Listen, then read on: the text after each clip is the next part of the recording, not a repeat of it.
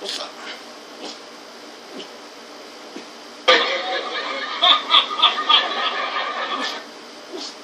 What's up?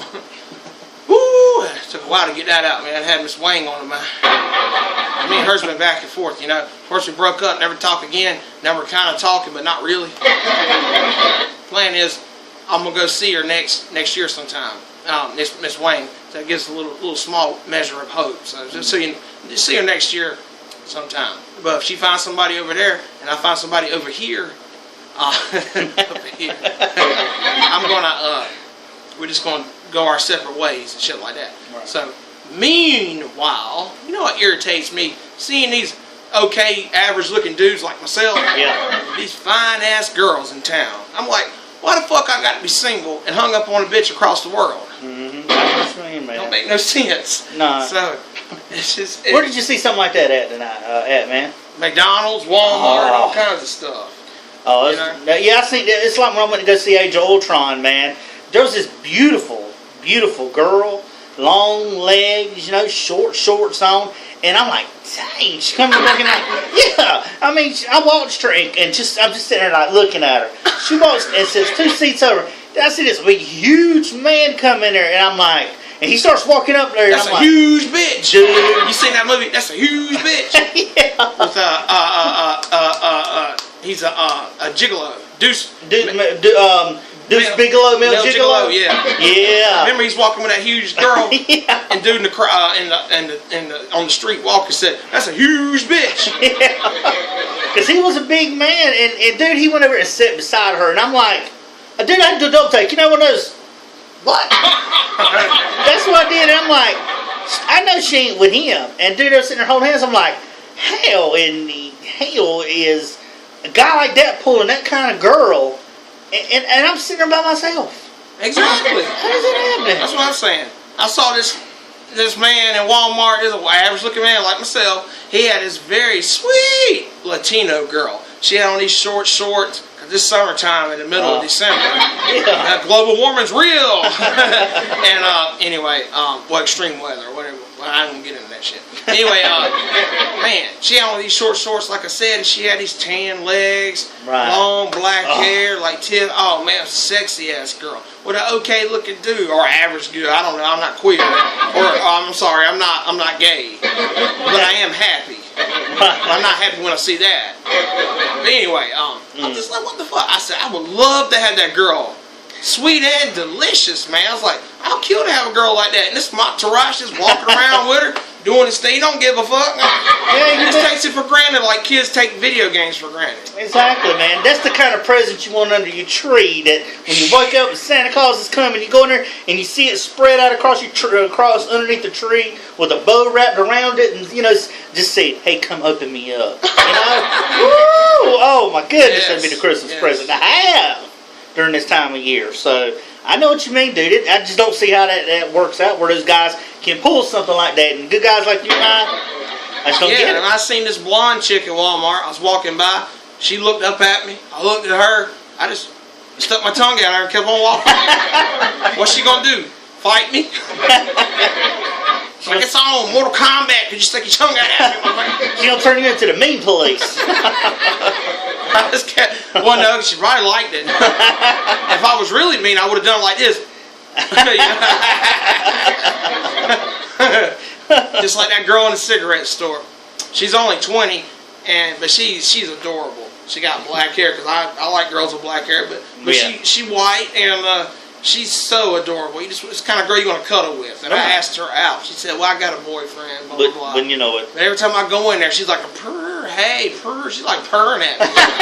She wants me, because young girls, they always got crushes on other guys. Yeah. They look at the menu but don't order type of thing. Exactly. And it just irritates me. I'm like, you know, why can't I have somebody? You know, I love Tiff and that bitch across the world, and I see girls over here and they all taken and things like that. It's just so frustrating. But the cool thing is, I think girls younger than me now, the new generation, I think they like me more than my generation back then. Yeah. Because when I was 21, 22, girls were kind of, you know, so-so with me. Yeah. I could pull a 6 out of 10 or whatever, but girls like Tiff and girls cigarette store, blonde in Walmart, the Hispanic chick, they check me out now. I think the new generation likes me more than the old generation. Right. And it's cool because I'm not married, don't have no kids that I know of, that I'm aware of. So I just, and I don't, sometimes the girls think I'm their age or whatever, so they check me out more. I think what it is, the new generation, they ain't got no men in their generation. Yeah. There ain't no men in their generation. Exactly. They're all girly men. Oh, yeah. So when they see a guy like me, you know, kind of the generation gap there, they check me out more so than girls when I was 22 and they were 22. It's like the new generation girls finds this more attractive, and that's great. That benefits us. Oh yeah. I don't know what it is. Sometimes I just think they're more slutty. Like, well, if he's okay looking, I'll fuck around. Like, you ain't got to be attractive or have a sense of fashion in the world anymore. Like, wear a hat and have a sense of fashion. Oh yeah. Or like, you know, like that. You just got to be somewhat attractive and somebody will sleep with you. Sometimes I think it's like that, like Lumberton. You know, everybody fucks everybody in Lumberton. Yeah. But it's either that or girls just think I'm more attractive this generation than last generation. But I do look better as I get older, thankfully. That's where you need to go. Lumberton. Dude, when I already fucked with Lumberton. No. Yokozuna, Lumberton. I know. Lumberton, no, dude. When me and my ex used to sit there, man, and we would go to Lumberton, I ain't never seen, and this is not knocking every single woman, mind you, let me be done talking here for a minute. This is not saying I'm talking about every woman, but every woman seemed like I seen coming out of Walmart was pregnant. I'm like, what in the world they got in the water there, boy? I mean, come on, man. If you want a chance. But they were, man. I'm like, if you want to get a chance with somebody, that's the place to go, man, because every other person out there was pregnant. Yeah, Lumberton's always been known for getting some quick ass up there or whatever, but the problem is there's a lot of diseases and shit. Nick would swim all over that place back in the day. My friend Rick, excuse me, he'd swim all over that place back in the day. I know, man. He's always talking about, man, I slept with 1,000 girls. I said, yeah, 99% of them are jobbers. In other words, it's girls you don't want to sleep with in the first place. Exactly. It takes Bill and I a long ass time to get a girlfriend, but all our exes were somebody worth dating, somebody pretty. Exactly. Or at least at first they seemed like it, because, you know, like with the snake bitten, you know, she's beautiful and the type of girl you want to date until you get to know her. Right. But same thing with Destiny, but they're girls you would want to date, you know. Exactly. And Nick sleep with 1,000 girls. Most of them, anybody can sleep with. Like, well, hell, I could do that. I ain't got to pull my wallet out. Pull my dick out there in Chadwell somewhere and be like, suck it, you know. Crackheads, chicken heads, street rats, all over. Instead of a 10, I'll take 3 threes. Exactly. That's terrible. It's terrible. No kind of my three 10 out of 10s are far superior than Nick's thousands 3 out of 10s, if that makes any sense. We'll be right back. Ladies and gentlemen, we are back. Excuse me. I'm going to choke and die on my YouTube show. We don't need that happen, man, because that's trying to come on the rescue squad. But that's why I don't want to die, because, like, you're only as good as your last YouTube video. And I'm thinking, like, well, if somebody killed me or I accidentally died, hopefully I don't, let me see. You know, I was going to knock on wood, but I'm not even superstitious. I don't care. Death is freedom. But anyway, I'm just saying I'm just as good as my last YouTube video. Because, like, if I died right now, people would be watching episode 34 and Team B. You're like, oh, he was a dickhead. You know? So, yeah. Try to redeem it a little bit, huh? Yeah. So you want to be as good as your last video just in case. Yeah. Or like with singers, they want to be as good as their last album. Because they never know. Because you're not promised tomorrow. So, you know what I'm saying? You might make an album that's a shitty record, and then people always remember you for your shitty record. Oh, yeah. You want to go out on top, so I always try to make good quality videos. Yeah, nobody goes out like Ric Flair and get super kicked by Shawn Michaels. But I'll make hit or miss videos, but every time I make a miss video, I'm like, I got to do better. Oh, yeah. Because I want to be remembered for good stuff. Exactly. Where I come from, I don't know. Good stuff. Good stuff, yeah. But yeah, man, we're going to check out Star Wars Episode 7 one weekend. Oh, yeah. You know, very excited about it. We're both very big-time Star Wars fans. Did you watch Star Wars growing up, or did you get into it later? I grew up with the originals. It's taken me some time to kind of welcome in the new prequels or the prequels in, like I did the originals. You know what I'm saying? I mean, that's just me. I mean, I'm more or less the old ones, but the prequels, I'm working them in. But you and I have discussed numerous times.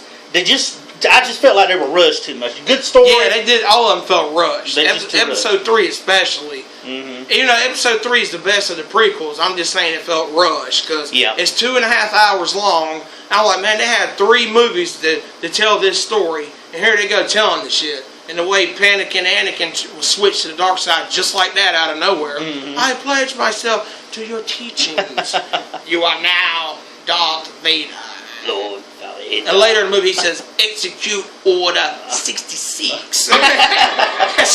Me and Code, we were laughing so hard in the theater. He laughed because like, when we first heard that. Right. Execute order 66. Because we both thought in the Bible right when he said it. You know, 666. And remember, Darth Sidious is evil. So that's just bad writing, ladies and gentlemen. You know, oh, he's bad, so execute order 66. Yeah. Bill's a bad person now, so he's gonna wear a T-shirt and his new number is 66. You know, that's just so original. You know. You be sure like Seamus. Right. But no, man, that was truth, man. Palpatine was Palpatine was something else. He's the best thing about the original trilogy, Chancellor Palpatine. Well, it was, you know, and that was the thing, man, is seeing Palpatine's more, from him being the Chancellor to him being, even though he was the Emperor at the same time, it was amazing catching that. So it wasn't just watching Anakin get older, you know, it was watching Palpatine elevate to his status where he was at when we know it. So, one of the best Star Wars books I ever read was Darth Plagueis the Wise. That was Darth Sidious's master. Oh, okay. So, you remember because he said, when he was talking to Anakin, he said, Darth Plagueis the Wise is the one that learned how to achieve life after death. Yeah, and shit like that. That was Palpatine's master. Okay. That's where he learned all the secrets from. So you read about Palpatine and how he learned about midichlorians and how to influence midichlorians to create life and all that stuff. Okay. So that was a pretty good Star Wars book. Yeah. Another Star Wars book I read, which I ain't read a lot of them. I know there's a bunch of nerd good series out there probably, but the one I read was Rise of Darth Vader. It was after the events of Episode 3. And it was Vader in his new not costume, but his outfit, yeah. And he was talking about, this is not breathing, this is not talking. He was getting used to it. And there's one chapter in there where he's walking, this is not walking, this is not walking. He's getting used to it, yeah. Shit like rehab. that. One step at a time, Vader. One step at a time. Right. No. This is not walking. And they were trying to say that Vader living like that, Anakin living like that, was his punishment for letting down the Emperor. Even though, they pretty much took over, but that was kind of like his prison, his punishment at the same time. Oh, yeah. Or whatever. But, and that's why Palpatine was telling Luke to take your father's place at my side, because your father's weak, in other words. Yeah, because the Force was actually getting weaker in him, right? I mean, was that what it was? I ain't want to talk about the Blu-ray edition. That's why I have not.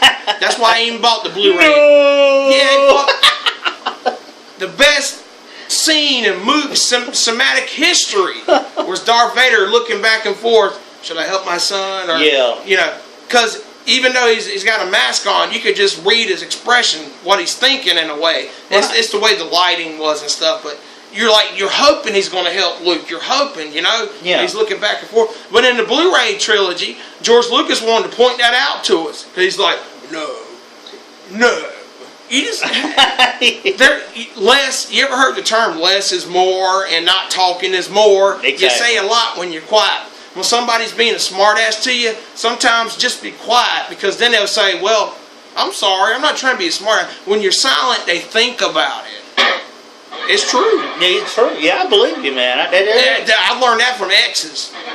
A lot of times when they're just being a bitch to me, I just, instead of arguing with them, I'm just like, I stop myself and I just be quiet. And they're like, well, I'm sorry, I didn't mean to be a bitch to you. Yeah. But it makes you think, it wants you to draw your own thoughts about it when you see him doing that. Yeah, it makes you want to think. Because when you're quiet, they're uncomfortable and they start thinking, oh, I'm being a bitch.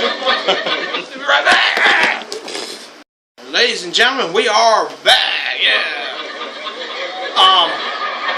Well, this is the third episode I've done right around the holiday season. So, I already asked you about how your Christmas went, actually. That's. But so, what was your what's your favorite or best? This might be a tough question. What's your in recent years? What was your favorite Christmas memory or moment or something like that? I got a couple.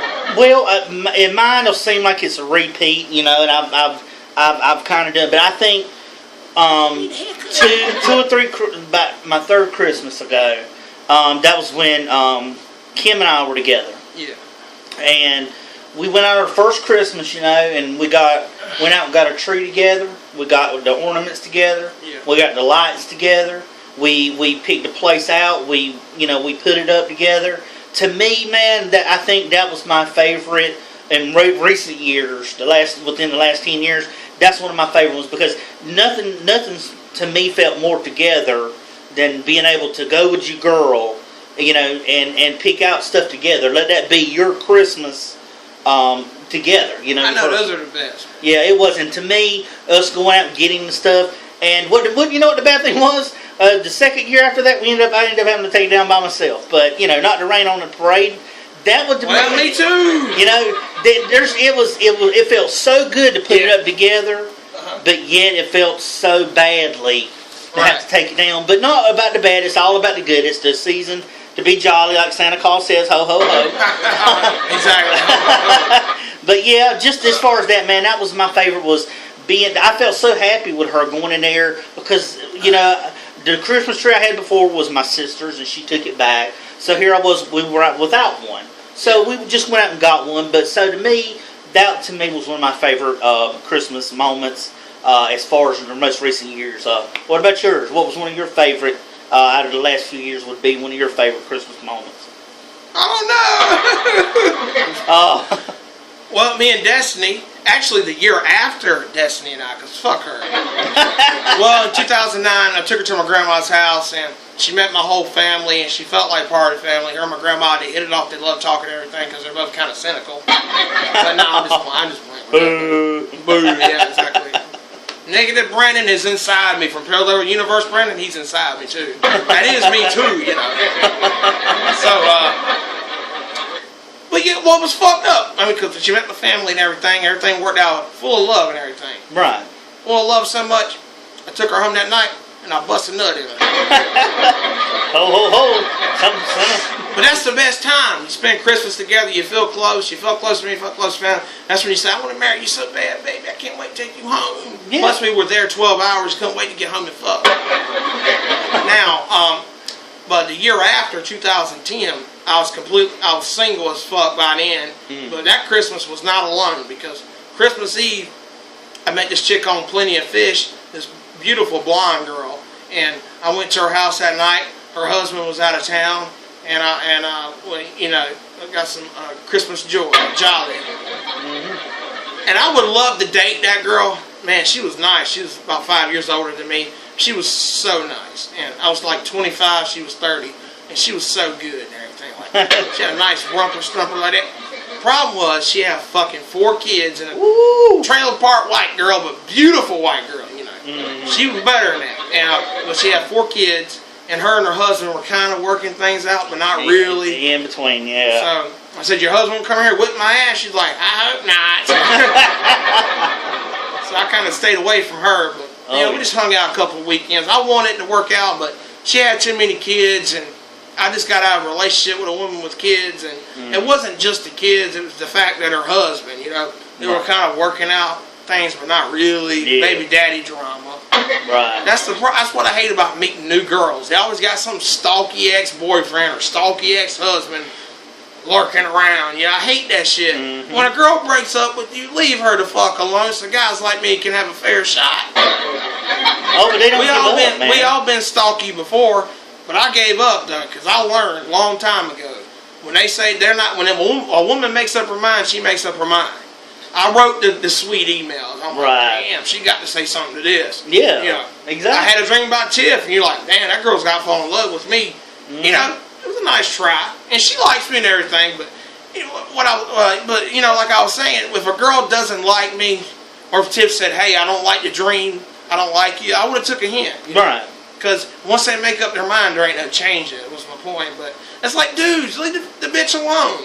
If a girl breaks up with you after a long relationship or marriage, I can understand you writing her an email or explaining yourself. But after the 20th attempt, leave her alone. It ain't going to work. I'm sorry. It just ain't. It sucks because I was that guy too. But I know it sucks, but you got to get over it because it just ain't going to work once they make up their minds. And women always got some motherfucking guy in the corner. So they get over it. Women are less clingy than us because they always got somebody else to talk to where we're stuck at home thinking about the shit.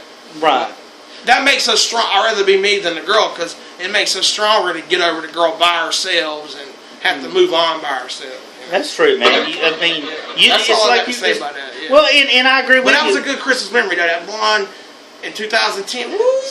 So you stuff some of it. You got a stocking stuff, but in 2011, early 2011, I was meeting girls left and right on POF. That Halloween 2 movie, Rob Zombie. That was a good movie. You know. I know what you mean, buddy. That was about it. I ain't really been meeting a lot of chicks lately, but at the 2010, 2011, after Destiny and I broke up, I was meeting girls left and right, going in circles, but it was fun to meet girls and take them out to eat and socialize. Go out and socialize and meet all these girls. I just ain't really been meeting nothing here lately. But it's cool, because I'm a Buddhist. I'm happy alone. Until I start thinking about girls too much, you know. But I cut my wee-wee off, I'd be okay. Just cut my nuts off, and I'm perfect. Well, Emma, I understand, man. I do. I understand. But just one quick point here. It's what you said.